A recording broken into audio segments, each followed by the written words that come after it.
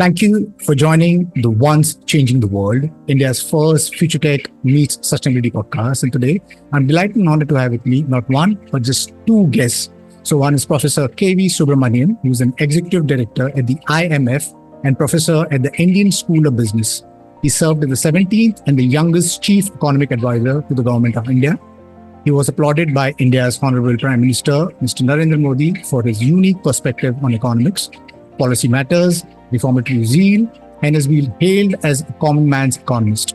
Professor Subramanian is a leading expert on economic policy, banking, and corporate governance, and has authored India at 100, Envisioning Tomorrow's Economic Powerhouse, where he visions India to be a $55 trillion economy by the year 2047, when India celebrates its 100th independence anniversary. I also have with me Dr. L. Venkat Subramanian for the second time on a podcast, who heads IBM Quantum India. He has a PhD from IIT Delhi with a 26-year tech career. He has 34 patents, published 150 research papers, and received the title of IBM Master Inventor. Dr. Venkat is dedicated to pushing India to the forefront of quantum computing. He mentors at IIT Delhi and has authored Quantum Nation, India's Leap into the Future. So really honored to have both of you on the podcast. So Professor, I would like to start with you. Thank you for inviting me. Thank you. So your book visions India to be a 55 trillion economy by 2047. So there was this report which I had seen by PwC. The report is titled The World in 2050. It forecasts India to be the second largest economy in the world. Then there's Goldman Sachs which predicts that India's GDP is going to be 22.2 trillion by 2050 and the second largest economy. Can you give like an overview of the book and also share your vision on how you think India could be a $55 trillion economy by 2047? Thank you very much, Eddie, and glad to be joining Venkat in talking about technology.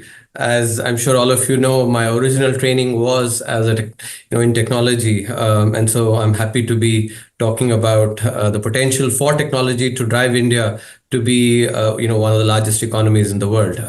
So you mentioned about the prediction by Goldman Sachs, and I think it's not PwC, it is E&Y that actually predicts India to be a $26 trillion economy in 2047.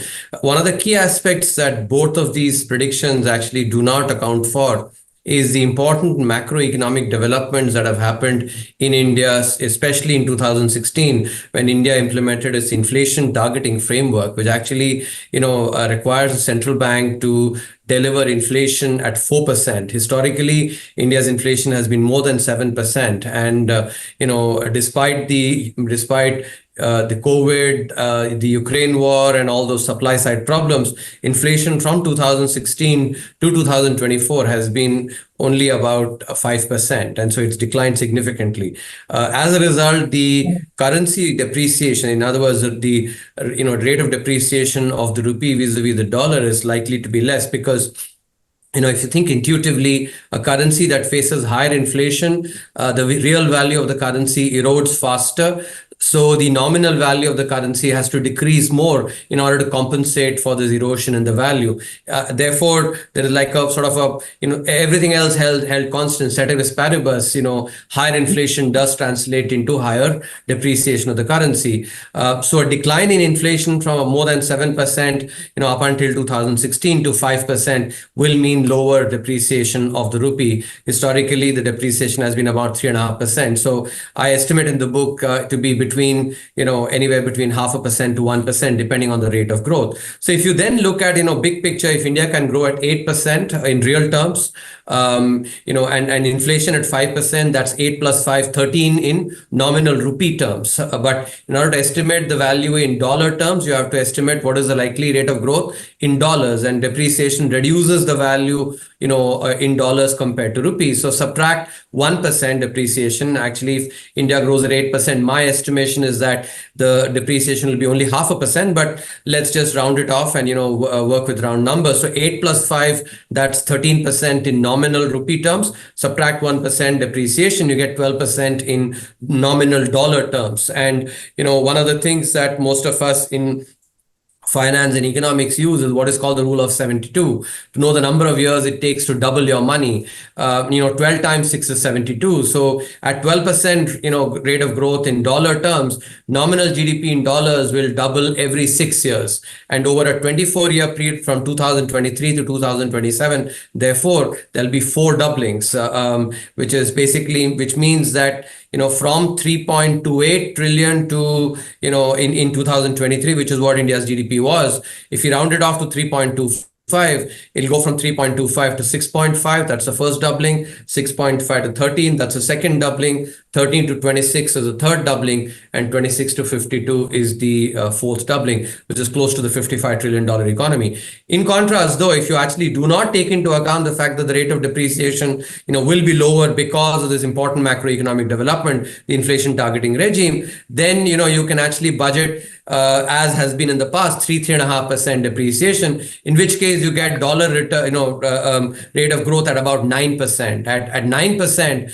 your GDP doubles every 8 years, because 9 times 8 is 72. Again, using the rule of 72. So over a 24-year period, doubling every 8 years means only 3 doublings. So GDP ends up at 26 and does not go close to 55 trillion. That explains, in other words, the most important constituents of this prediction are 8% growth in real terms, number one, and number two, which is far more likely to actually happen, because 8% we have to work hard to deliver that growth. But if we do that, then the rate of depreciation will be lower, which is what I have taken into account in my estimation, in my assessment. Whether it's Goldman Sachs or EY have not taken that into account, and that is why their estimations, in my opinion, are different. Thank you for sharing that. At one point in time in ancient history, India was like economic superpower. So, by 2047, if you could reach the vision that you're talking about, I think that would be great.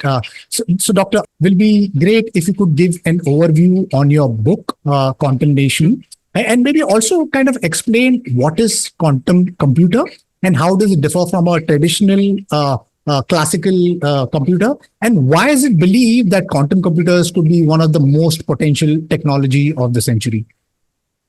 Yeah, so thank you so much, Eddie, for having me here along with Professor Subramanian. I'm really honored.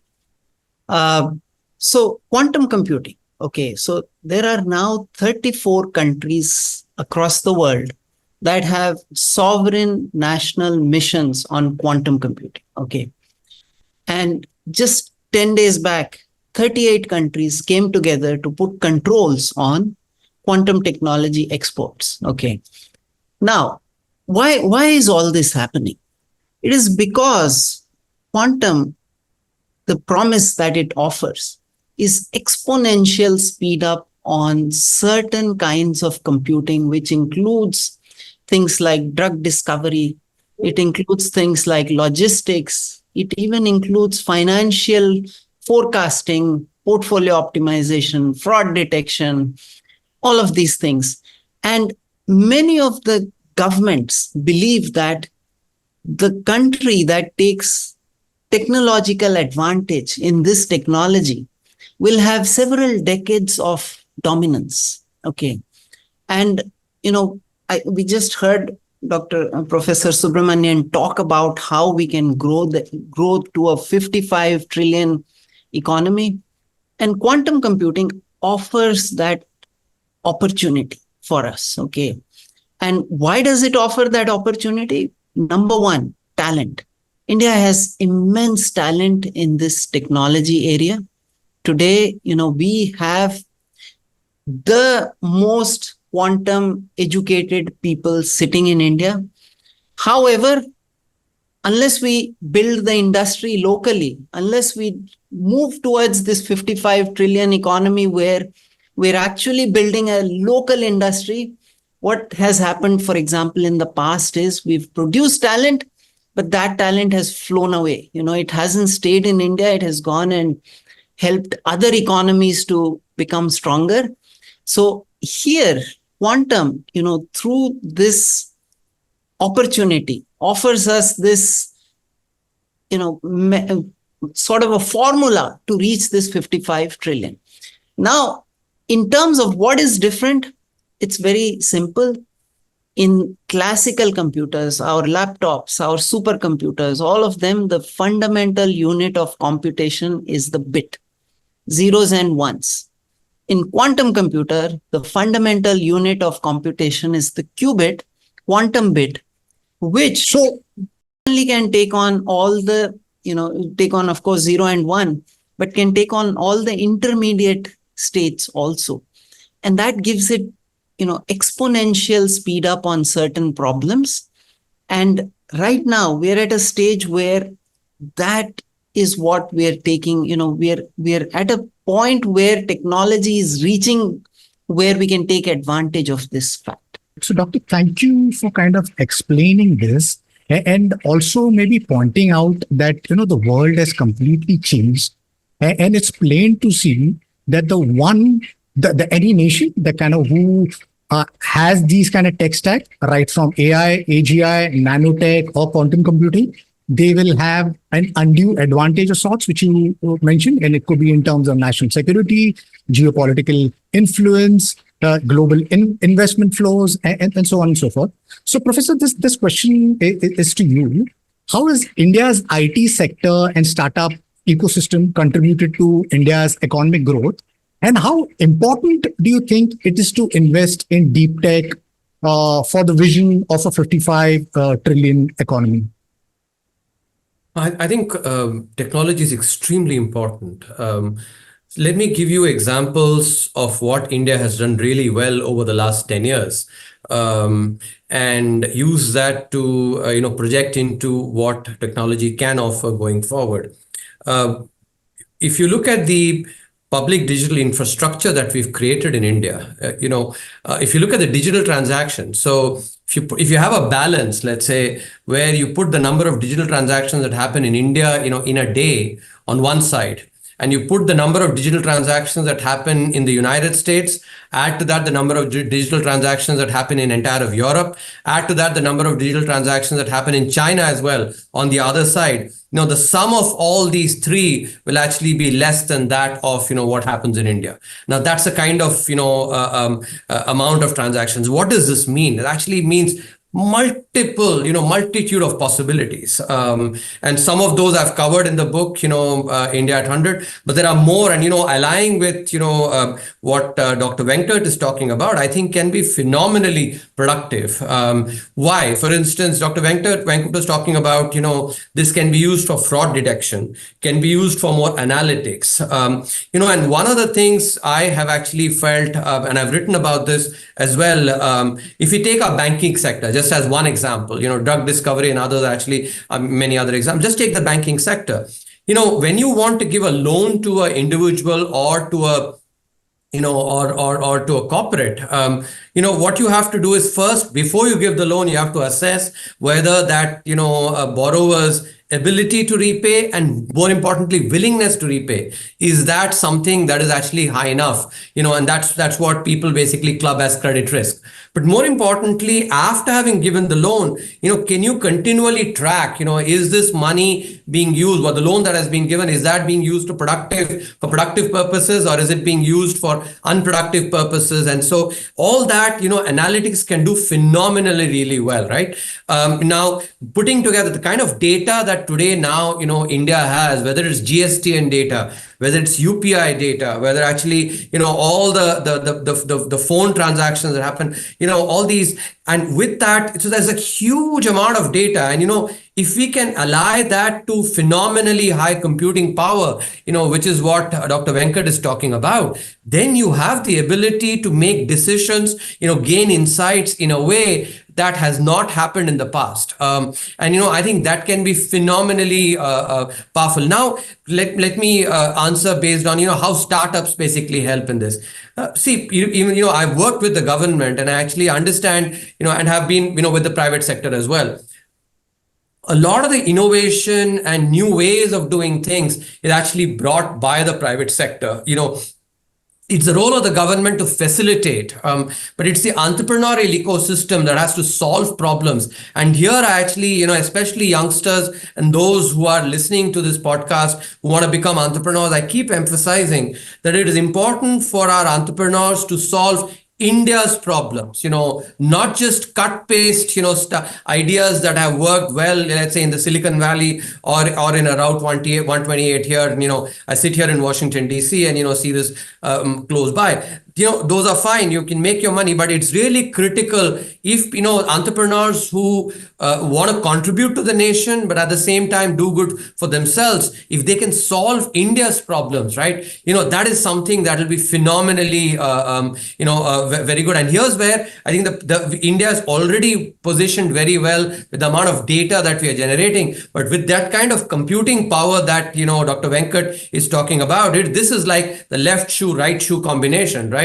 You bring that pair together and, boom, you actually have so much opportunities. I can tell you that I didn't know much about quantum computing before I heard Dr. Venkat, but as he's talking, I'm having basically an implosion of ideas in my head, for where this can be implemented. So, I think as I hear him and as I think about it, wearing my hat as a policymaker, this is something that India has to actually, make haste on, whether it's regulators, whether it's actually other, government officials, all of them should be thinking about how to utilize this to position India, to be the best. And I agree again with Dr. Venkat that in the past, for instance, we've not been able to retain talent as much. This time, we need to retain talent. And here, let me point out one, important aspect, right? Which is, again, because the podcast will be listened to by youngsters. When you think about economic opportunities, if you just look at the past itself, in the last 30 years, right, the dollar rate of return, actually, the economy has generated is about 10%. Okay. In other words, the GDP has doubled every 7 years. And typically, a professional salary will grow at least at the rate of the nominal rate of growth of the economy. In many sectors, it will go much faster. IT, for instance, has grown much faster, than that of the GDP growth. But even if you take just the nominal rate of growth of GDP in the economy, if GDP doubles every 7 years, in other words, your salary doubles every 7 years, over a 30 to maybe 40-year, career period, right? You will have about 6 doublings, because 7 times 6 is 42. And 2 to the power 6 is basically, that's 2 to the power 6 is 64, if I remember right.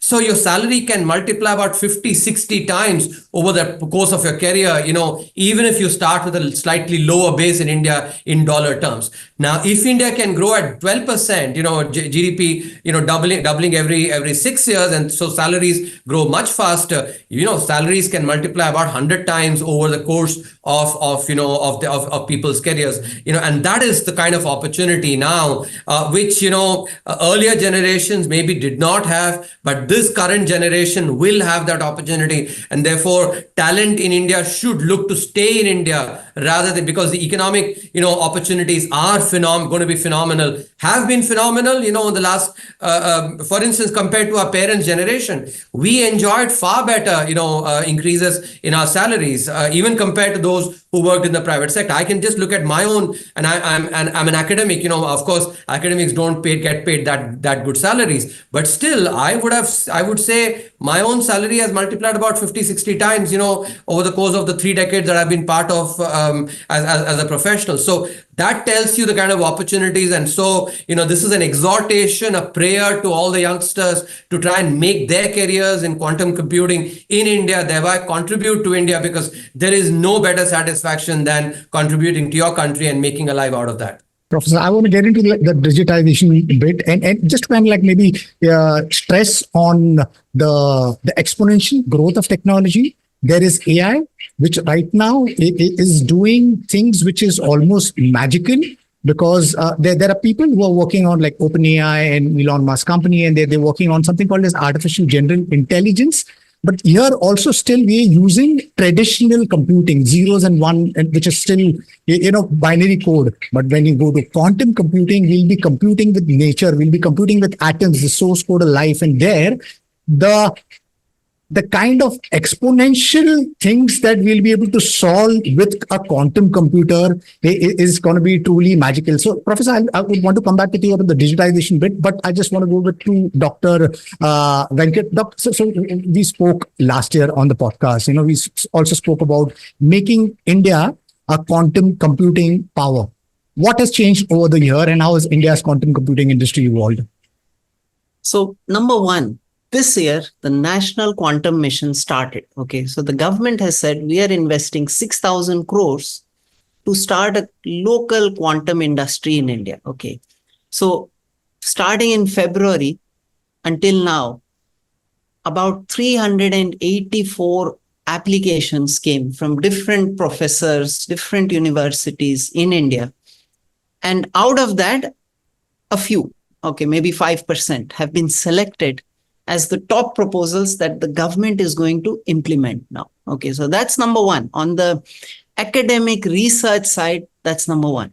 Number two, the government has also started a startup program, about 300 crores odd allocated just to support quantum computing startups. Okay. And so what that means is September 15th was the last date for that. So all of this is live, happening right now. And very soon we'll have the announcement on the hubs and the selected, which projects got selected and all that.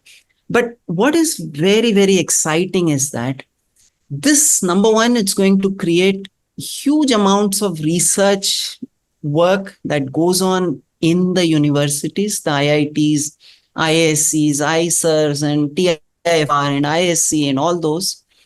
But most importantly, it's not just about talent creation. It is about translating the research that gets generated into actionable, technology which will help our country become self-sufficient, lead the world in terms of technology, in terms of problem solving, all of these things, right?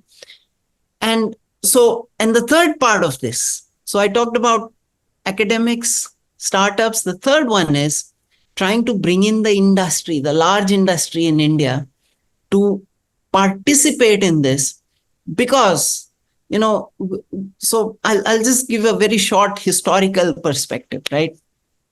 1960, we were one of the first 6 or 7 countries to have made our own computer. Okay, TIFR had made TIFRAC by 1960. 1962, we had germanium semiconductors made in India. That's like 30 years before TSMC came up in 1987. The third thing, software. 1962, the first IBM programmable computer came to IIT Kanpur. Out of these three, we had talent in hardware, we had talent in semiconductors, father of Pentium, Vinod Dham, father of fiber optics, Kapani. All Indians, but they could not work in India. They had to go abroad. But in the software area, if you see today, we have built a large IT industry. Why? Because we had TCS, we had Infosys, we had HCL, we had this local companies which came up. In hardware too, they came up, but because of various policy issues, we could not become a hardware nation. HCL, along with Apple, was one of the first companies in the world to manufacture what then were called microcomputers, right?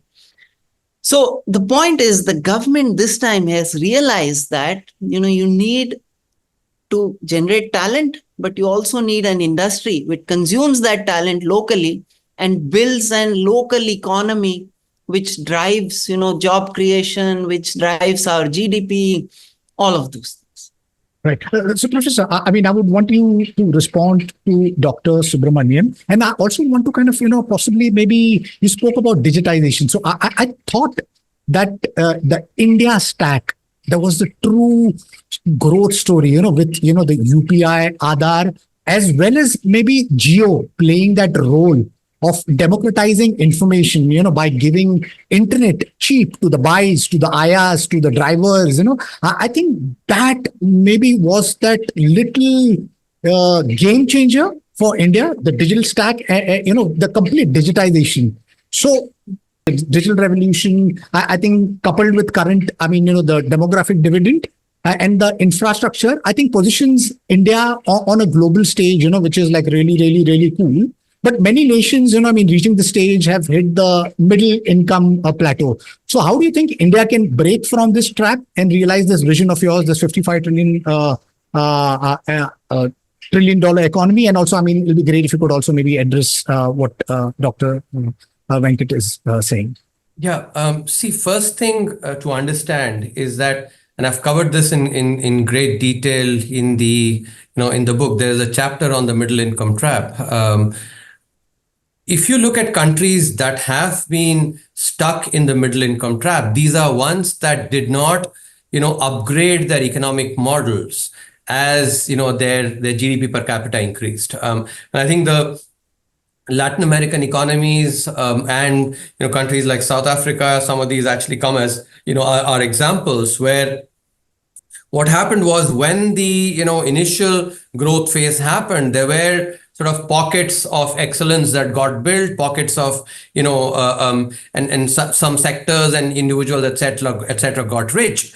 But these then became powerful, and they managed to stymie further progress. They basically wanted to block further progress because sort of new progress or innovation would have hurt them, and these lobbies ended up becoming much stronger. For instance, and with all I know Venkat is with IBM, but in business school we've all learned about this case about how the IBM versus Microsoft, for instance, where the existing executives at IBM actually wanted to preserve what IBM had created, and in the process did not this is back in the day. So these are real phenomena where those that have benefited from past innovations, past successes are the ones that end up becoming oftentimes the biggest inhibitors of further progress. And these are important aspects that a country needs to therefore focus on. So in other words, if for instance some subsidies and some protection is provided, and by the way, this is something that I've written about it as well. Every economy, every advanced economy that became advanced actually became by protecting its domestic industry, providing protection to the domestic industry. And after having become advanced, they then basically started with things like the Washington Consensus and this and that, which is a different set of quantification of rules for things that they did not do when they were growing, but are actually prescribing. And that's something we have to be one has to be careful about, because if you think about it in a simple way, as a parent, you're not going to go and allow your 5-year-old kid to go and compete, basically do get into a wrestling match with a 21-year-old adult, right? You will basically build up the capability of that child. Once the child is 18-year-old capable enough, then let them go and compete. This is a simple aspect that all countries have implemented, and we have to do that. But once that child, again, I'm extending that parallel. If the child knows that the parent will be there always to protect, right? The child will never build up capability and might, in fact, also, sort of try in many ways to preserve the status quo, which is what happens actually. And that's why it's really critical, that the economic models actually keep continuously evolving as a country grows, and I think things like, for instance, quantum computing, technology, infrastructure, this is something that India has done well. And by the way, here I must, because oftentimes there isn't enough credit given here. I actually have no hesitation in, acknowledging the Honorable Prime Minister. I've worked with him very closely. He's someone who understands the power of technology really well. I've had the good fortune to be able to, work with many Nobel laureates, many and learn from, and very, very sort of top-notch policymakers, but none of them have impressed me as much with their power to think about the way technology can transform lives in a way that the Honorable Prime Minister has. And I think that India has benefited from in being able to create the India stack, the entire, for instance, the financial inclusion program, which is Jan Dhan, 550 million bank accounts. That's, about twice the population of the United States, right? These things have happened through technology. So there are important examples we have to pick up and continue emphasizing. Technology offers the opportunity for economic models to continually get refined as new technologies come in. And that is something that India has to implement. At the same time, of course, I think some more bread and butter stuff like the judiciary, making sure the judiciary becomes more efficient. It is among, if you look at it, judiciary as, let's say, an industry, for instance, it continues to be extremely inefficient. The number of backlogs of cases there is actually, in any private sector industry, for instance, would actually be appalled at that kind of backlog there is. So it needs to become far more efficient, clear the backlog. In a similar way, the bureaucracy as well, bureaucracy too needs to become far more, efficient and effective. These are two bread and butter solutions that are important for India to do, because oftentimes, those who understand the power of technology are the ones that will go and implement. So, Judiciary and a bureaucracy that, let's say, does not understand the power of technology, they will react with far more fear. Those who don't understand will fear, and that's why it's really critical for us to emphasize both these, so that we have a judiciary and a bureaucracy that is, if not at the cutting edge, at least maybe 75% 60% of the cutting edge, so that they understand the power of technology and thereby enable the refinement of economic models to avoid the middle income trap. True, Professor. Completely agree with you. Doctor, recently Dr. Vijay Raghavan, led a team from DRDO along with TCS and tested a 6-bit quantum computing processor. Can you explain what this means? And if there are other interesting quantum innovations from India, it'll be great if you could share that also. Yeah, sure. So I mentioned in 1960, Tata Institute of Fundamental Research was the first to build a classical computer in India, and 5th or 6th in the world. Similarly, they are the first to build a quantum computer in India now. That 6-qubit quantum computer. In fact, last week I was there looking at it. So that is a case of a beautiful innovation coming out of India. Okay. Yes, it is still behind some of the leading quantum computing innovations in the world, but it's a great start. It is a start which many others don't have. There are very few people today who can build an actual quantum computer. And Professor Vijay Raghavan and his team from DRDO, TIFR together, they've done this. It's a big, big accomplishment. But this is the first step. Okay. And that's what the National Quantum Mission of the government is trying to enable. That you take this first step, we give you more funding, we give you more resources. Go to the next step, 25 qubits, 50 qubits, 100 qubits, keep moving and build that local industry, which is going to lead the world. Okay, so this is a great first step in that. Right. I hope this carries on and there's more innovations and we move from 6-bit to maybe possibly 100 and so on and so forth. Yeah, and that's what the National Quantum Mission is doing. That's what this 6,000 crores is for. And that's what the policymakers, in fact, sorry, I cut you off, but I want to add that, for example, we've been working with the bureaucrats in this, okay? So the program, of course, is run by the ministries, right? The Department of Science and Technology, the principal scientific advisor to the government, then the Ministry of Electronics and Information Technology, all of these. But I must say that there is a huge change in the way they are now approaching some of these things. The kind of time they are spending, people are talking about 70-hour weeks. These people are spending 100 to 120 hours. I don't know when they sleep. Okay, so there is a huge change in the way things are moving right now, and it's very heartening to see this. And I think the results will be there to see at the end of the 5 years in the National Quantum Missions, 5 to 7 years, when we'll see the final results of this. Right. Professor, your book, sorry, yeah. Yeah, Eddie, and Dr. Venkat, I think apart from the resources that have been specifically allocated now for quantum computing, the other important change that happened, was the creation of the National Research Foundation. Along the lines of the National Science Foundation, here in the United States, the National Research Foundation, I think it's an important, very important step, which will help in funding research. I must highlight here that even though the private sector also needs to join this, on the research, because I pointed it out in the 2021 economic survey, in a chapter on innovation. If you look at the distribution of the research money that goes in, if you look at the advanced economies, 2/3 of research spending comes from the private sector, 1/3 from the public sector, including the government. In contrast, in India, it actually is the reverse. It is 2/3 that is basically the public sector, including the government, and only 1/3 is the private sector. And that is not because of lack of incentives for research. In that I had a box in that chapter where we had showed very clearly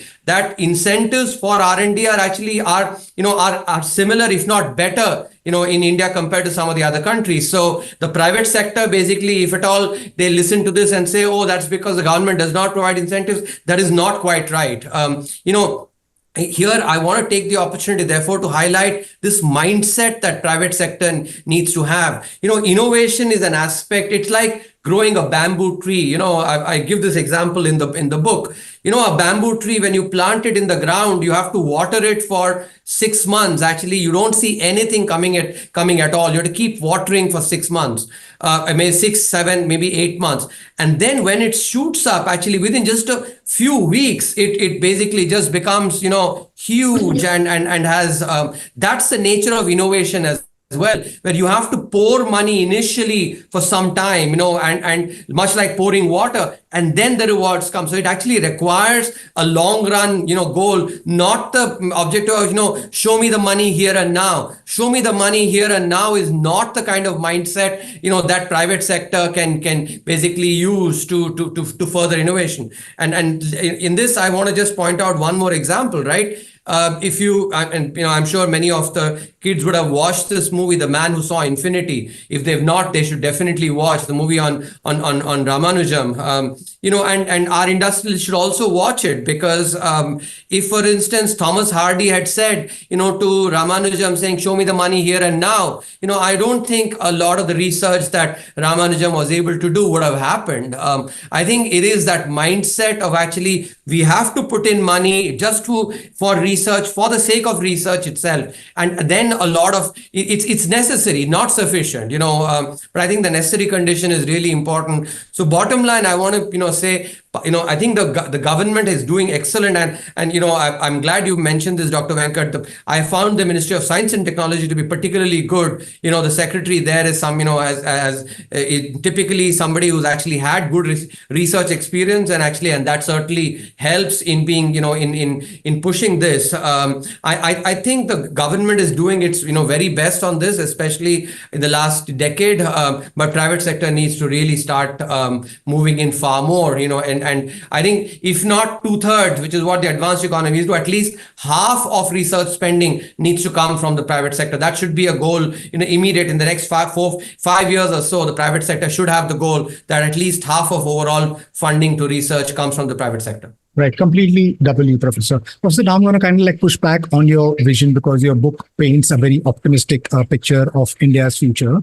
But how do you deal with, India's current challenges, right from corruption, black money, low per capita GDP, inflation, rural-urban disparity, infrastructure deficit, inequality, because, Oxfam recently had created this report on 2024, which paints a picture of the unequal India, where the top 10% of the Indian population holds 77% of the total national wealth.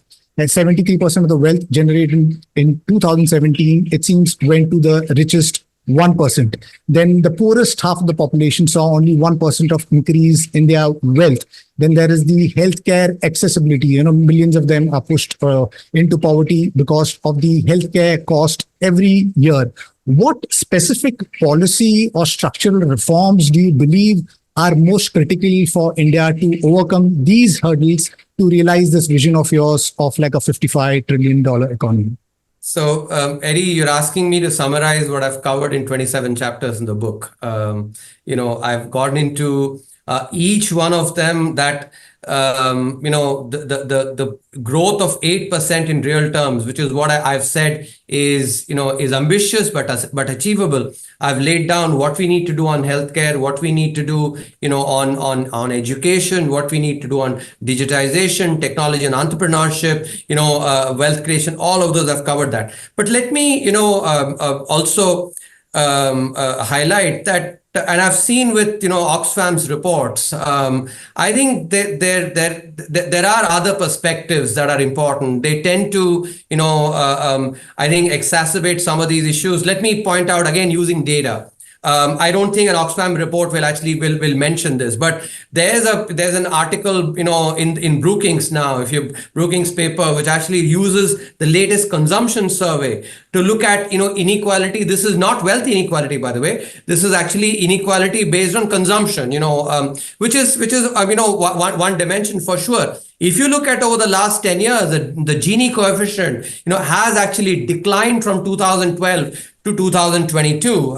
But I don't think it actually fits the agenda of an Oxfam to actually talk about some of these improvements that happen. I think it is important to look at these aspects in a far more balanced manner. Look at not just, of course, highlight the areas of improvement, and I'm all for it, but at the same time also give credit where credit is due. And I think that is something which I oftentimes find in these reports singularly missing, and I think part of it is also because they understand very well that the media actually has, gravitates towards negative headlines far more, and that is why there is a tendency to actually focus on that. But I would rather prefer a more balanced, outlook, even when it comes to things like, on healthcare spending. Again, there is a lot of improvement, scope for improvement. But let me again mention here, good work that's been done. If you look at, Shamika Ravi actually has done some work, she's posted this as well. Ayushman Bharat has actually helped really in reducing out-of-pocket expenditure, especially among the poor and vulnerable sections, and we know that very well. That's conceptually insurance programs, health insurance programs for the poor, reduce out-of-pocket spending, and thereby actually, enable them to not get, fall into poverty. So there's been good work there. There's a lot more to be done. No question about it. On inequality, and I think it is really important for us to understand that we should not be, just copy pasting narratives that are currently prevailing in the advanced economies onto India. If you see, for instance, the commentariat oftentimes actually will quote Thomas Piketty and say, and some of the work, by the way, which actually Thomas Piketty's analysis, has serious for India has serious flaws because he's using tax data, and very well in India, a small fraction of the population pays taxes, and so for them, for there to extrapolate, you need heroic assumptions, which actually is not very sort of reflecting very well on the quality of the. But these are again findings that they know very well will catch attention, and irrespective of the lack of rigor in the work. So it's really important that we actually look at the narratives in India. And the reason I cover this in the book, there's a chapter here. If you look at the advanced economies, higher inequality correlates with lower, socioeconomic indicators. In other words, socioeconomic health, actually crime, many of these indicators actually correlate negatively with higher inequality in the advanced economies.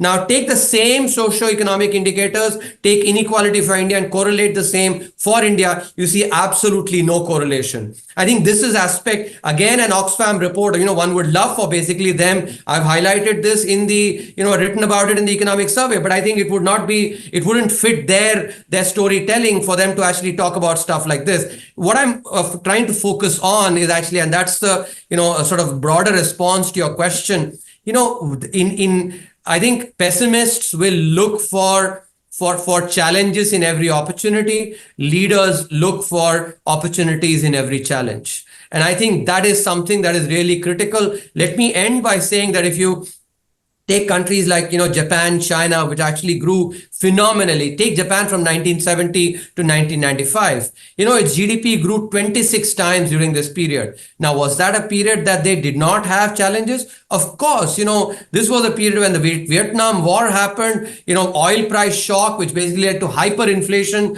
in the United States, double-digit inflation, the Volcker phenomenon, etc. And yet they grew 26 times. So in the real world, there will always be challenges. And whenever one projects into the future, there will be potential headwinds, but equally there can be potential tailwinds as well. It is just our tendency to focus far more on the challenges and the headwinds, because somehow negativity seems to stick like Velcro straps. Positivity seems to fall off like Teflon. Right. So, Professor, I completely double you on that. That I think we are, as a human race, I think we hooked onto negative, and the negative information we catch on more soon rather than the positive. Thank you for getting a balanced approach. I'm going to push back further a little bit more, but I'm going to go to Dr.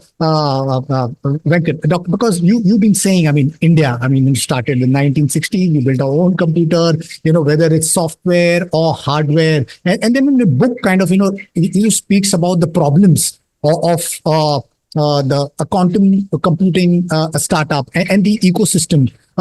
What are the support systems needed for India to become a quantum hardware, not just a hardware, but also a software leader?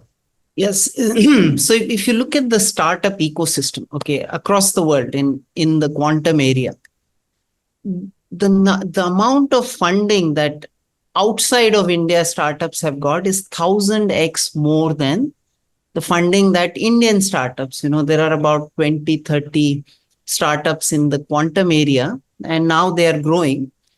But the amount of funding they've received is thousands times lesser than funding that many of the startups abroad have got. Of course, India is known for innovation, but also frugal innovation. But that does not mean that you start at 1000x level lower, right? So what is needed is to support some of these startups, to enable, our youngsters who have this vision, who have a dream, who have the technology capability, to enable them with funding to, get their idea started, right? So as part of that, of course, the National Quantum Mission has started out. They have allocated some 300 plus crores rupees to these startups, but that's again, it's not 1000x less, but it's still much lesser, right? And that's where the private sector and others also need to now come in.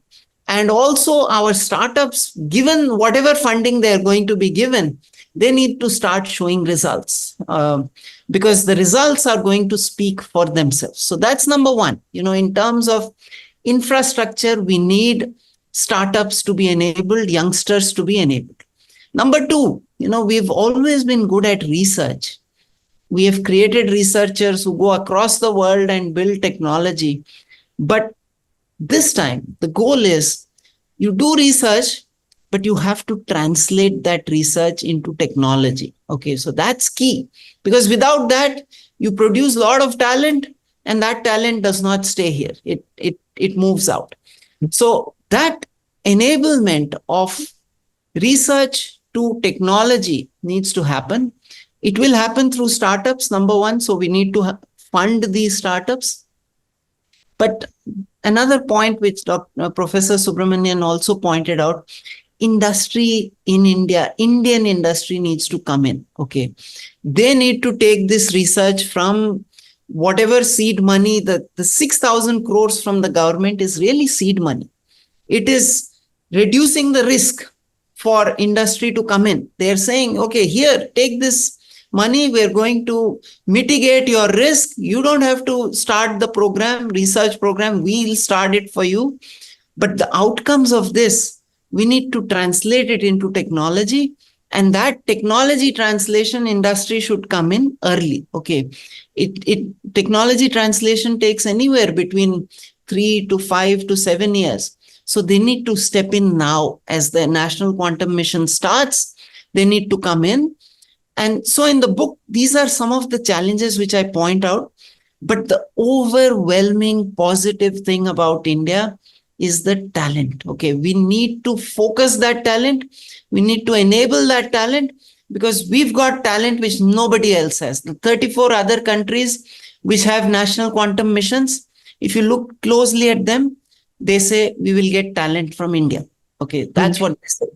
But we need to make sure our talent, okay, it's fine, some of it can go and help them, but a majority of that needs to stay back, and we need to give them that opportunity so that they stay back and they contribute to the economy. Completely Doctor. Yes, I think we have become a global powerhouse when it comes to software engineers. The IIT institutes are churning out these engineers who are great at not just AI, AR, VR, MR, but also quantum computing. So I'm really excited for that.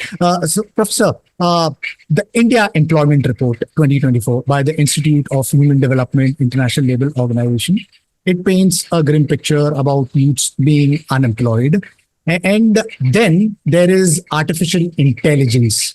Artificial intelligence is going bonkers. What I mean by that is that a job which maybe took maybe like 30 people, 50 people, or 100 people could do is automated like this. There's Gen AI and these LLM models. There is Paytm, which has laid off 1,000 employees from its operation, sales, and engineering teams due to what it said was AI-powered automation. Has your prediction accounted this double whammy of sorts where the underemployment is also there, plus this exponentially accelerating technology where, today, we have these text to zeros and one, these LLMs, which does text to image, text to video, text to song, text to 3D, text to economics, text to biology, because I think just maybe 2 days back, OpenAI released O1, the new model. And there was this economist who was saying that they are using this O1 model. So has your prediction accounted for this exponentially accelerating tech, which is going to leave a huge amount of youth jobless if we don't reskill and upskill now? Of course, I have. There's a chapter, in the book looking at this precisely. But once again, let me, provide a more balanced picture, on this. And let me use the report by the International Labour Organization.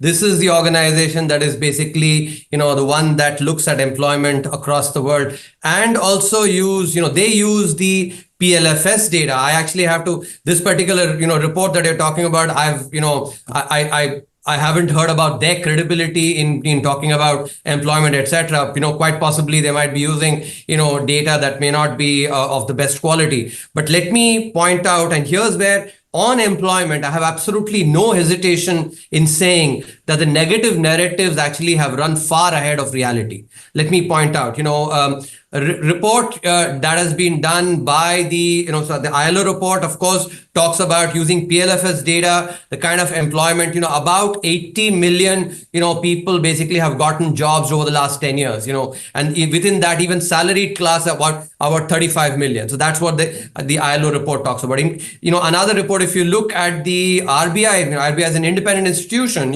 and they use the CLEMS database. From the vantage point that I occupy here at the IMF, I can tell you the CLEMS database is an internationally recognized database that is used across the world. And using that, what the RBI report shows is that, even if you exclude jobs created in agriculture, 9 crore or 90 million jobs have been created over the last 10 years.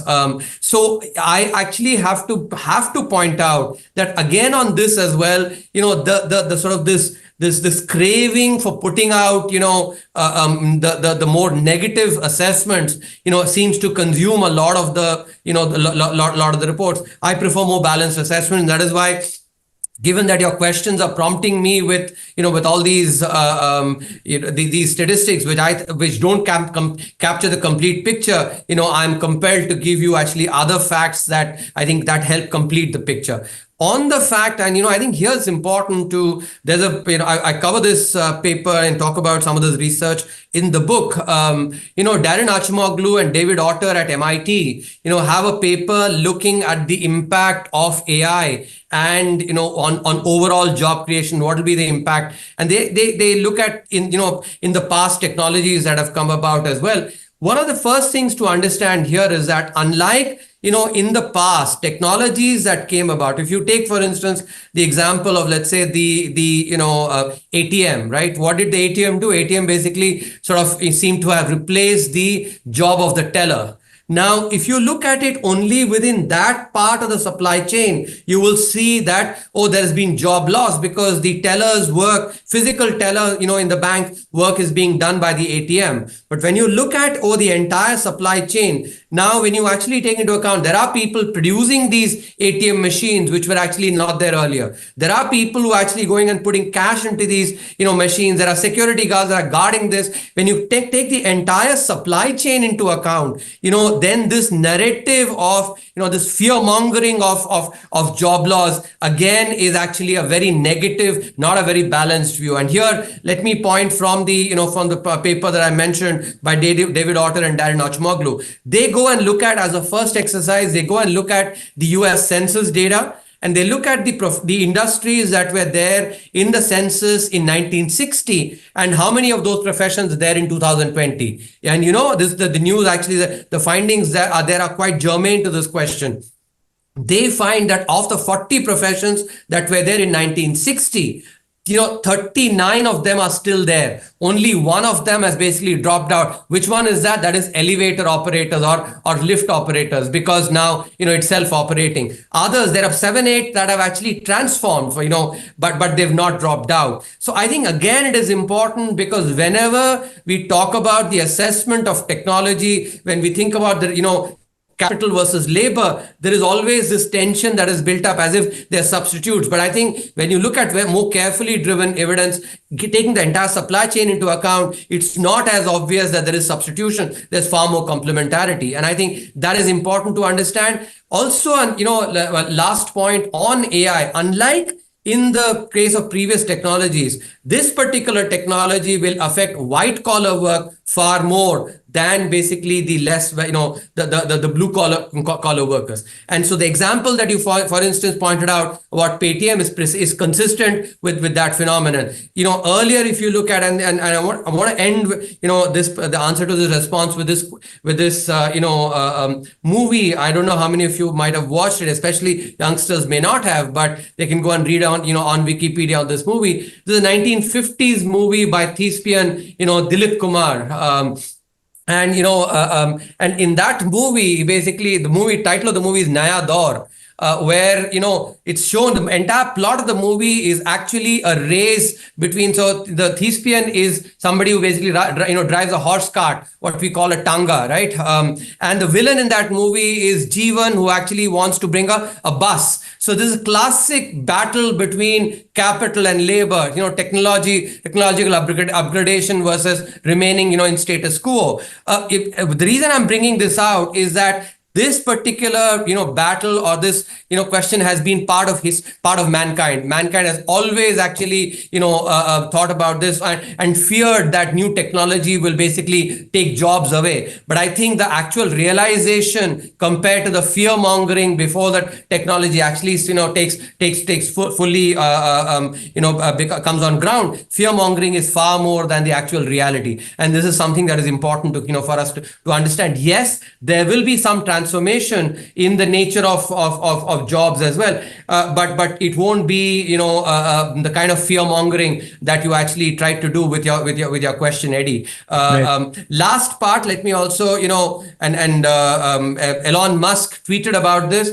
Elon Musk basically, when he tried to first Tesla, he created a factory that was fully automated with robots, and then he discovered that there are limitations to technology as well. The current Tesla plant does not have fully robot. It has humans as well. And I think all of us can relate with this. Try and call, basically maybe chat with a bot, or call on customer service. When you talk to a human, you actually, a problem gets solved much better than when you actually talk to basically an Alexa equivalent. And I think that is also, I am an IITian, so I understand technology, but I equally also understand that that some of the fear mongering on this actually comes from lack of adequate appreciation of what has happened in the past. I want to add one example here. Okay, you mentioned Paytm and you mentioned loss because of AI, right?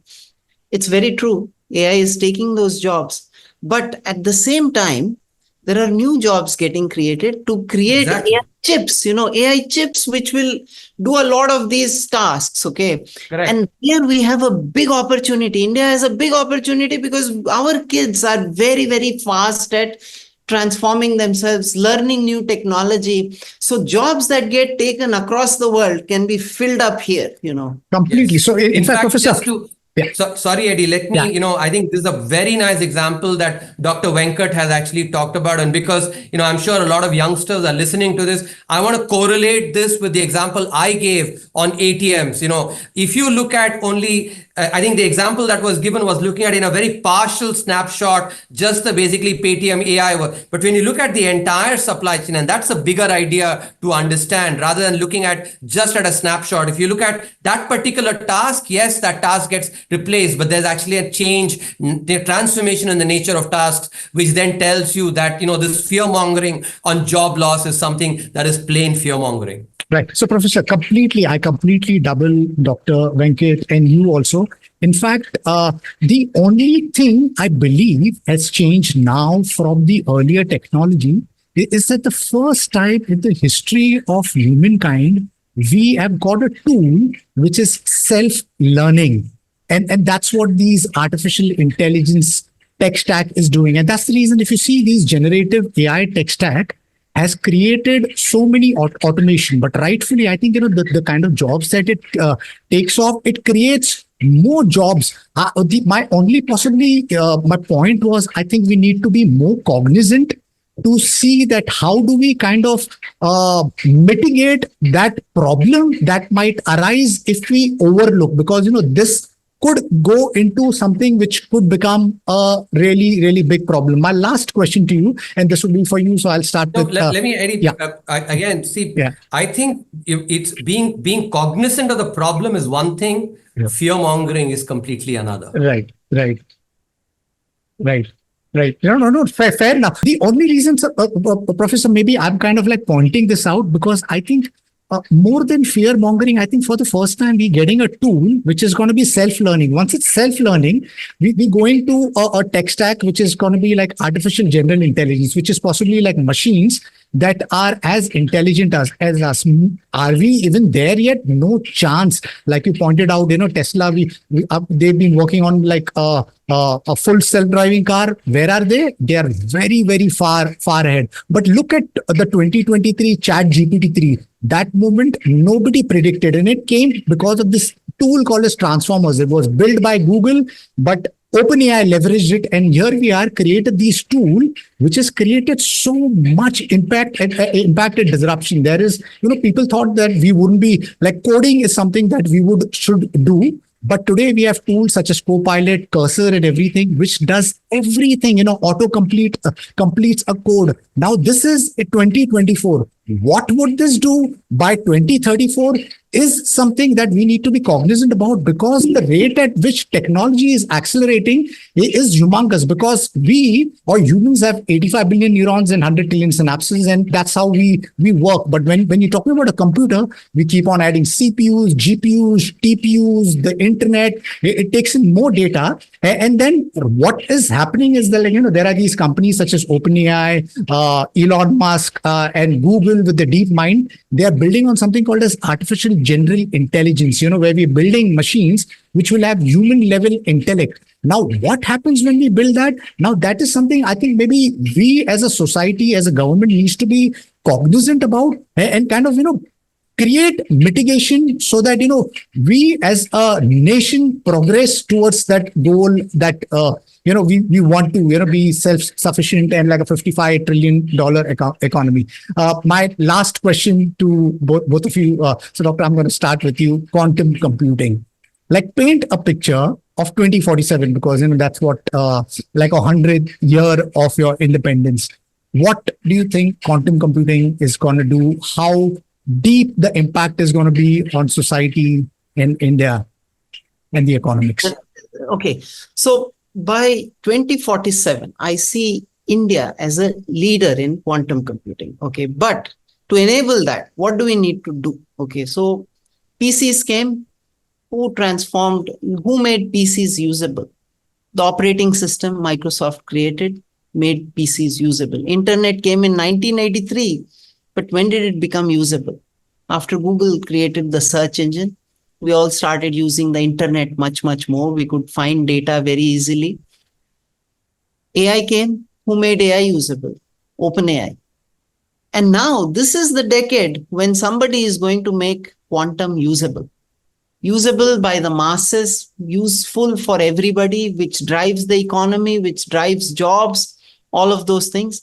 And I see India as leading in that because we have the talent right now. And it's for us now to hone that talent, utilize that talent to build that large 55 trillion economy, which leads in quantum computing. Okay, so that's my vision for us in terms of what can quantum do. Okay, of course we know that it can do several things, but think of 1983 when internet came. Did the founders of internet know that we'll be using Zoom calls now? Did they think about buying on e-commerce and all those things? When the creators of the technology are there, they only envision maybe 3% or even lesser of the use cases. So it is for us now to enable our youngsters to go capture the world, think of all the big use cases they can think about and take us there, by 24/7. All we can do right now is set the stage for them, enable them, give them the right platform and give them wings. Right. Thank you, Doctor. Professor, 2047, it's a big vision, $55 trillion economy. If we reach that, how do you think the country is going to change? Where are we going to be in 2047? In fact, I've actually, my book starts with this vision.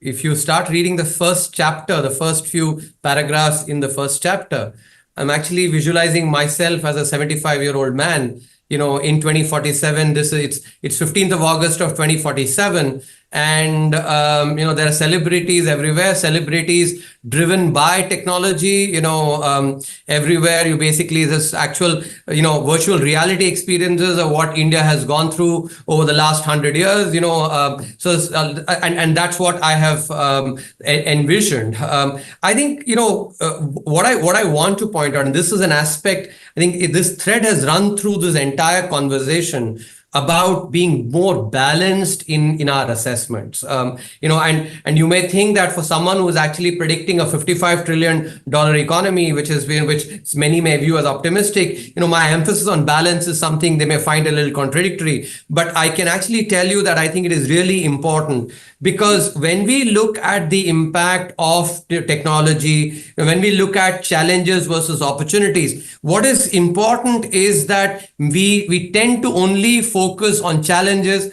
on the negatives. We do not focus as much on the opportunities. And I think that is something which is really critical to do. For instance, again, I remember entering the job market in 1999. I just finished IIM-CAL. This was before my PhD. That's when the tech boom really happened, internet boom. I remember people who actually are, they were seniors of mine, were saying that, our entire life is going to get transformed. We're going to only sit at home and do everything. That was a hyperbole which did not happen. Yes, our life has changed due to the arrival of internet, but not the level that basically a lot of the hyperbolic, sentiment at that time captured. I think that is an important aspect to remember. There will be important change, but not of the doomsday or even, utopia. Both are basically the extremes that actually which, we have to avoid. Let me give you this, and it is, I love giving examples from that people can relate with. I'll give an example from cricket. The way I see India in 2047, I think India actually will be the Sachin Tendulkar of the global economy in 2047. And let me, in the spirit of what I've been saying in terms of both headwinds and tailwinds, in 1993, when Sachin had just started playing cricket, that's when Sunil Gavaskar had assessed that, given his performance over, he had played for 3-4 years. And then Sunil Gavaskar said that if Sachin doesn't end with at least 40 international hundreds and at least, at least 15,000 international runs, then I'll personally go and strangle him, So basically sort of a paternalistic statement. In a similar way, I think if India, basically does not become close to a $55 trillion economy, I will say that I will be, a little disappointed, because that's the potential that we have to grow at 8%. And in that process, let me tell you, it's not just the potential that made Sachin, score 100 international hundreds and close to 30,000 international runs. He had to work very hard. We have to do the same thing as well. We have to work very hard. There will be challenges. He had the challenge of the tennis elbow. He overcame that. There will be challenges as well.